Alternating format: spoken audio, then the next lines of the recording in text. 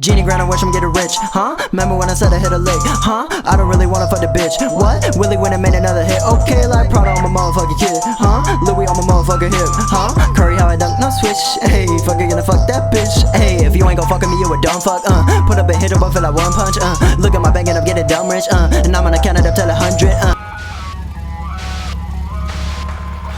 Hello world, I'm What If Study, and today we are doing, well, something I'm not used to. What if, Inoske, I guess? Yes, we are going to be doing what if Inoske was a demon. I have never done a what if demon slayer, ever, before. However, I am excited to try. I know very little after the first season, however, because I have never read manga in my life. However, I have fallen in love with the character of Inoske, and I know quite a lot about his past, and I am ready to give it a try. So, please, bring yourself along on this mini adventure of ours, and let's get it started. Inoske's mother, whatever her name would be, after being abused by her husband for the last and final time, she strikes out on her own, coming to Ryota and his cult, although she does not know that for now. Ryota is very kind and understands her situation, beaten up as she is. However, he only accepts it on only one condition, that she becomes a servant of his house, to serve the children of his house. She acknowledges this. As she becomes a servant of the house, soon she learns a lot about the children in the house. Many of them bright and young, all looking for different things. However, she noticed over the years of children suddenly leaving, some disappearing, mostly the female ones. However, she pays it no mind. After all, she has nowhere else to go.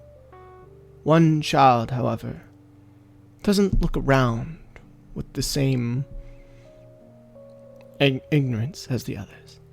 He looks at everything how it is. Stale, cold turkey. He doesn't really understand the other kids. He tends to wander in the moonlight, look out onto the city and smile, looking out to the rest of the world. He asks constantly, why can't he leave? What is the point of staying in one place? That he wants to see the world. He doesn't want to be stuck doing the same thing. Nor does he want to be weighed down. She looked to this child as her role model. One day she would leave, someday.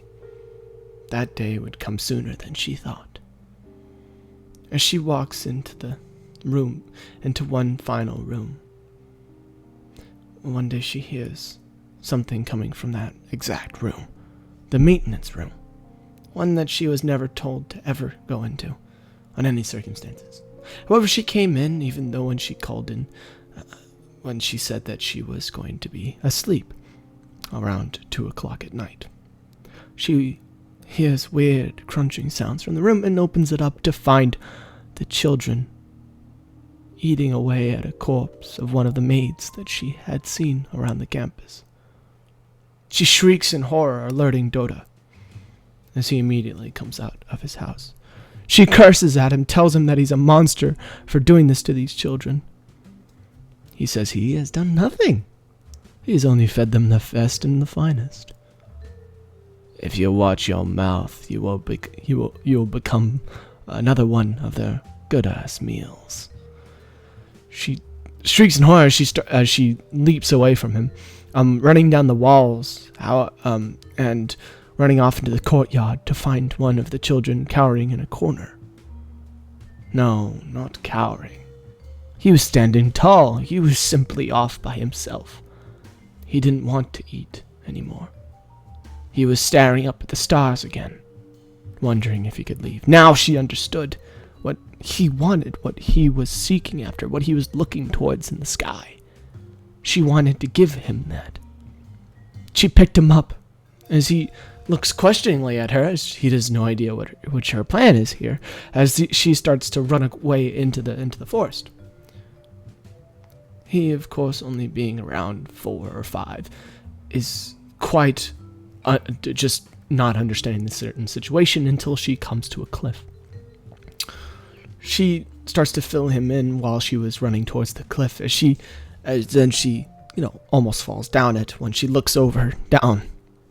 She might not survive that, nor the child. However, she looks behind, seeing Doda catching up. She grits her teeth and looks down to the child, the type that she could never raise, the type that she needs to raise. And she leaps off of it, holding Inoske in her hands, into the water down below, spraying up massive amounts of water. As she floats downstream, Doda looks over to the thing, thinking that she might be dead. Yes, but just in case. He makes his way back, thinking, I don't need to extend too much power towards it. As he looks down, he looks over to the guards of the place, of the demon guards at least of the place, or at least the boars. They open up this gigantic gate, as then a massive skull, about 15 feet in length. This boar was bigger than any that had come before. Its infected face shined among the moonlight. It's called the moonlit boar. It huffed and riled as it was feasting on another human's corpse. Time for your chance, my friend. As he goes back in, we start up in the rest of the years that Inoske's mother spends training him in the ways of humans, trying to show him what it means to be human, how to act like a human, even though he may not be human himself, which actually he takes in stride. After all, he always was wondering about what it was like in human, people with human people. However, she was quite sick almost all the time. The boars that they had floated downstream and met up with were quite hospitable to them. Even though they were cold and didn't understand human emotion, they still took Inoske in as their own. When she was sick and he was worried, he'd spend his time training to become a boar himself, to face life head on and not be told shit by anybody. He hated the children there. They were all demonic and yet acted like they were innocent. It was disturbing to him. It ran shivers down his spine. However, he didn't want any of that anymore. He wanted peace, to be a person. And to do that, he would have this lady teach him how to be. No, his mother tell him how to be a human. That would come from months and months and months. Until a massive thud is heard inside the forest. Inoske looking up, a little bit taller and a little bit muscular than before. However, he's much dirtier. He looks up as he can sense something's wrong.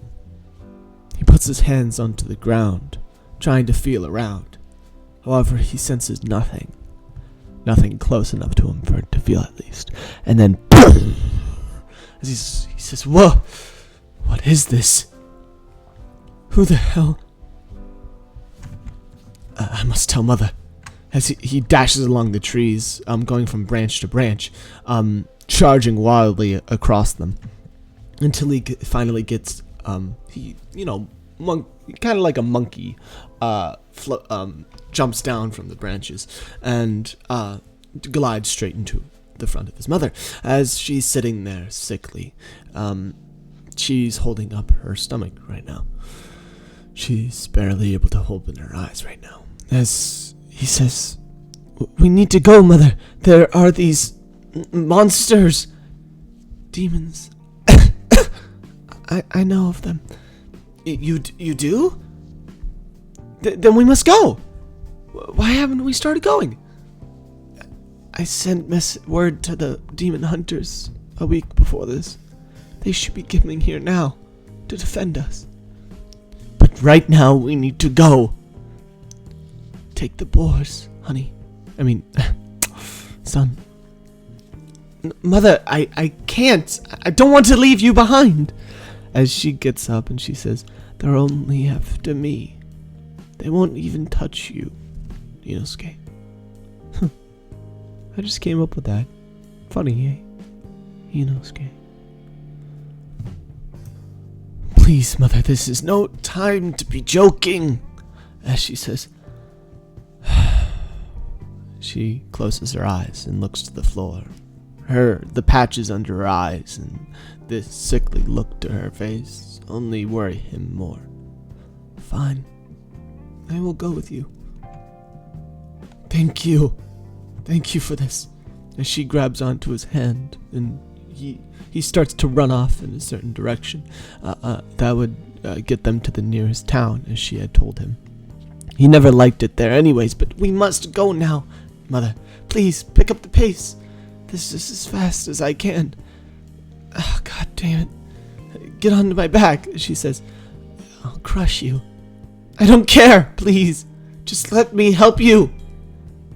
As her huffing starts to get louder and louder as it's mixed in with snuffs and, just general sneezing from her. As then the thuds get closer and closer until he can almost see that the trees parting ways in the back. She looks back to see this. Inoske doesn't. She stops in the middle of the tracks. He says, What are you doing? This is where we stop, where we end. Inoske, I have to go now. Don't hold on to me too hard, alright? What are you talking about, Mother? We're just so close to the city. If we bring it into the city, it'll cause massive, just deaths there. If they kill me now, they might turn back. Kill you? Don't joke, Mother! As she lets go of his hand and starts to go away, he grabs onto her ankle, saying, Don't! Please! You're the only thing! As she continues walking, as she, kicks off his hands from her ankle, finally he can see it. The boar faces that span almost 5 foot, around. These massive boar tusks, bigger than elephants, and faster, too. They stare and gloom in the dark of the trees. It was even going at slow paces, just waiting for them to sacrifice one of themselves. It's almost like they knew. Mother, please. I'm sorry, Inoske. But for you to live, this has to happen. It doesn't... God damn it. As she opens up her arms and says, Remember the sky, Inoske. Remember it well. As the thuds get louder and louder and louder, and then this tank, this gigantic boar that's almost, let's say, like 15 foot tall, like spans around 25 foot, lengthwise, and its massive tusks just impale her, and she's instantly rammed into one of the trees, which is also taken off of its hinges, and it just clears out half of the forest in that exact moment by itself. As its massive just tusks rain up into the air, as it says, as it continues its rampage, going throughout the forest and loops back around. Inosuke is just sitting there, almost getting run over by that massive train of death that just barely missed him. No. But one of the boars sits next to him. That was just standing there. Picks him up by the sleeve of his shirt and puts him onto its back, and then starts running off in the opposite direction. Closer and closer to town that they draw, the more that the demon boar is heard, until the trees part way again. No, not again, not again! But this time a man comes out. A man with a sword. 2 men that come after him. These 3 men with swords. They all stand there, looking off into the trees, hesitantly. He says, "Hello? Is that you? The Demon Slayers?" "Yes, child. We are here for the..." "Watch out!" As then, just the boar just, controls everything by, just destroying the tree as all of them jump up in the middle of the air in this synchronized formation. The one in the middle says, "Draw!" as then all of them draw it out in the middle of the air. Using their wind breathing, they all do this double-sided slashing down and slice the side of the boar, cutting open its internals, and as it just screams out in pain. It turns back around, destroying some of the trees that it slams into. It's gray and steely like skin, just kind of not being even touched by the tree. However, their blades seem to do the most damage. He's bewildered by their power, by the just power of a demon slayer. The fact that these 3 men could even attempt to take down this boar of a train is just insane. However, as it takes another pass, it swipes up one of them, taking off his leg.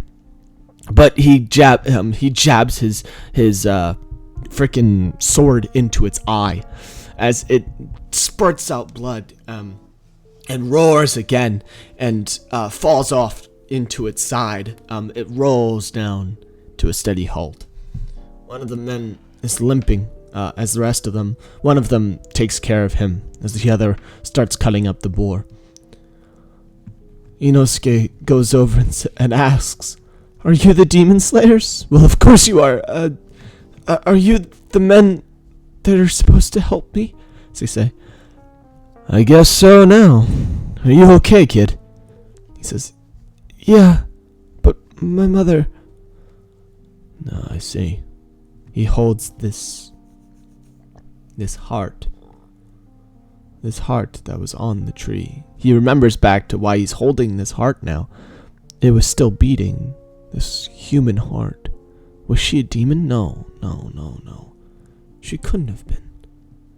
Why was her heart still beating? And he remembers back to finding her body again. And picking up and finding her heart that was spiked onto the tree. That was left out to dry. As he picked it up, trying to take something to remember her by. And he puts it in his satchel. Her earrings, these priceless ones. She had always told him that those would help him once he gets into town. They would sell them together. They were gifts for Mihod. Mihoda? What was that demon's name? Anyways, but now they would use it to survive him. Looks like they couldn't sell it together, but maybe he could use these once he gets into town. These azul rings that leapt down from the tip of it, and then left a semicircle inside of them, resembling the moon. This perfect paradigm. He kept those 2, paid his respects, and went back to the Demon Slayers. However, on his way, he trips and falls down onto his head, hitting it on a rock. As he picks himself back up, one of the Demon Slayers comes over, one dressed in all black. He says, "Are you okay? You took a mean tumble there." As then one of them says, "The demon's back!" And then just this, and another one launches out of the forest. As both of the other guys, you can hear their screams from where the Demon Slayer and Inosuke had fell. The Demon Slayer says, "Get on my back now!" Inosuke hops onto his back, and as he jumps up into the air to try to get some, as he jumps almost 30 feet in the air, Inosuke is just floating there as his wild and untamed hair just kind of floats. My God, it's so beautiful. And then he lands back down on one of the trees to look over to see both of the other Demon Slayers gone. There was a massive path of trees destroyed as the Demon Slayer holds himself and tries to focus. Inosuke, sorry, I'm used to doing Deku. What if Deku's? Inosuke also closes his eyes, trying to replicate what the Demon Slayer was doing. Over there. The Demon Slayer says, "My God, you have some talent, kid. Thank you. But for now, we can't make the first." And then it just bursts and takes out the tree from under them as the Demon Slayer jumped up in the air, jumping over to another tree which was also taken out. And the demon boar that was the same. They had apparently released 2 of them, and he jumps onto the tusks. He holds himself right on the tusks as the demon boar opens up its mouth to try to eat him. As then Inosuke jumps off of his things as he throws up his sword, trying to get some sort of thing, as it misses the eye of the boar, however hits its ear and falls up above it.